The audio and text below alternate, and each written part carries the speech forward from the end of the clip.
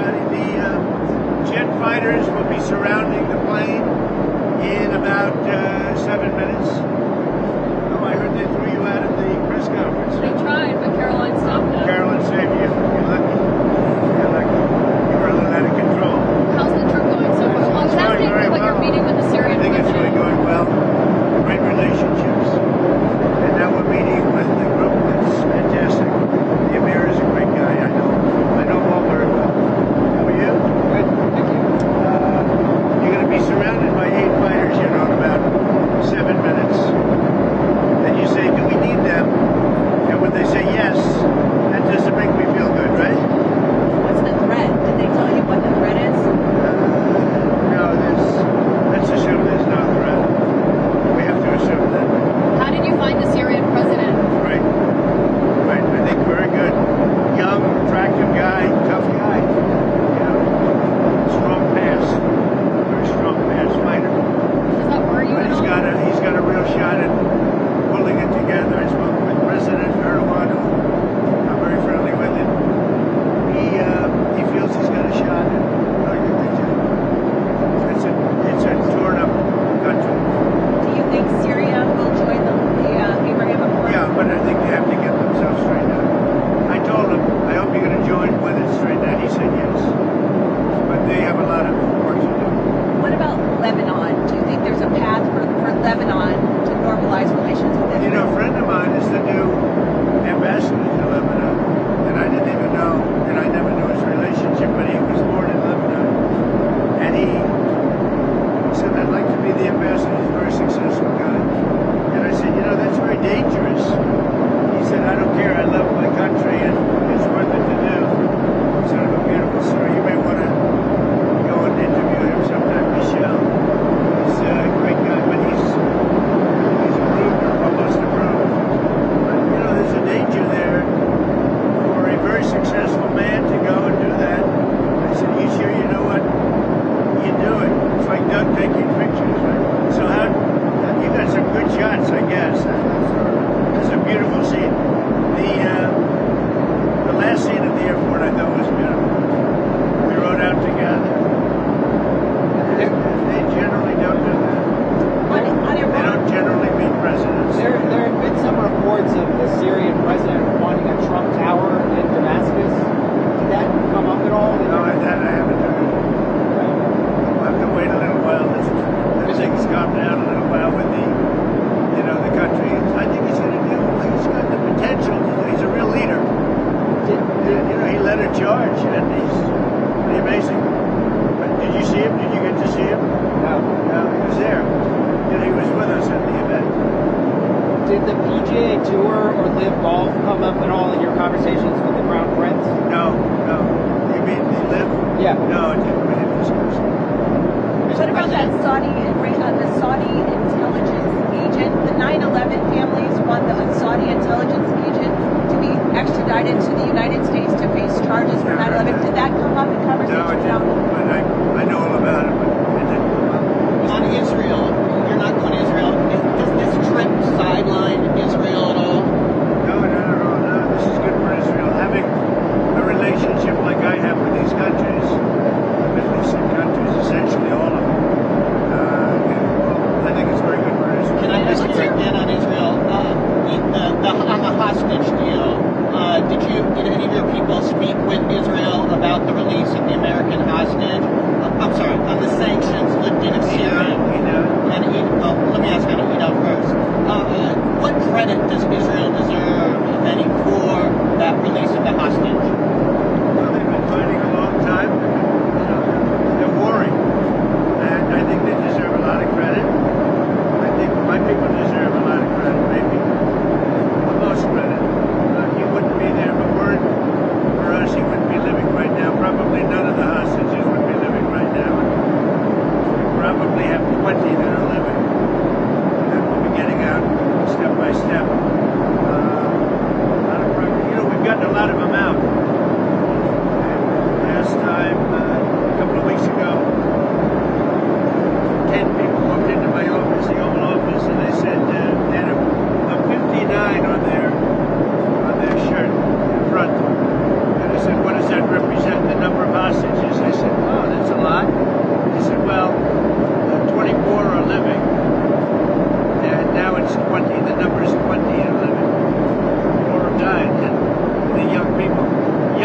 don't die. You know, young people are killed, they don't die. Okay. So the 24 living, something 59 to 24 living is now down to 20. And we got Ida now. It was great. His family was so thankful. We did a good job with them. We'll continue to do it. What happens on Thursday if President Putin doesn't show up in Turkey for the talks with Ukraine? What will you do? Well, I don't know if he's showing up. I know he would like me to be there. And that's a possibility. We could end the war. I'd be thinking about that. Not tomorrow. We're all booked out. You understand that? Said But you go if he we're goes. going to go UAE tomorrow. And so we have a very full situation. Now, that doesn't mean I wouldn't do it to save a lot of lives and come back. But, yeah, I think they're thinking about something. I don't know that he would be there if I'm not there. We're going to find out. Marco's going. And Marco's been very effective. How are you feeling about how Putin is handling this? I know you had said a few weeks ago you thought maybe how Putin is handling this. You said a few weeks ago you thought maybe it I was don't know. I'll let you know in a week. I'll let you know in a few days. Now, Mr. President, on Israel again, has any of your team been in touch with Israel, your team, about lifting the sanctions on Syria once there was reaction? Well, in touch. I mean, we told them we're doing it. The reason I did it, and I think it's been very popular actually, certainly in the Middle East it's been popular. Virtually everybody. But the reason I did it is because I spoke with President Erdogan, who I get along with very well. And I spoke to Mohammed, as you know, was with them. And they thought it was very important to do. It gives them a much better chance of survival as a country. Can you share what Netanyahu thinks about it? Well, I think what's happened is Turkey feels we should do it. Other countries don't. If you looked at my speech last night, which I assume most of you were at, I think the biggest applause was when I said that we're lifting these sanctions on Syria, and that's because they want to give Syria a chance to live and to be great, you know, etc. Mr. President, an Emirati government backed did a $2 billion deal. An Emirati government did a $2 billion deal using the Trump digital coins. How did that deal come about? I don't know anything about it. I really don't know anything about it, but I'm a big crypto fan, I will tell you. I've been that from the beginning, right from the campaign. I'm a believer in crypto, and if we're not going to do it, China's going to do it. It's the way I look at it. It's like AI. I'm a believer in AI because we have to have it. We're leading China by a lot. And in crypto, we're leading China by a lot. So I'm a big crypto You didn't know about that deal? No. Senator Schumer said he wants to block your Justice Department political appointees until he gets answers about questions about the Qatari plane. Schumer is, you know, he's become a Palestinian. There's something wrong with him. I don't know. I've known him a long time, and there's something wrong. He's lost his confidence totally, and there's something wrong with him. I don't know what it is with Schumer. Yeah, did you have a question? Go ahead. Oh, I've got two questions on Iran and Russia. Are you still considering secondary sanctions on Iran's oil exports?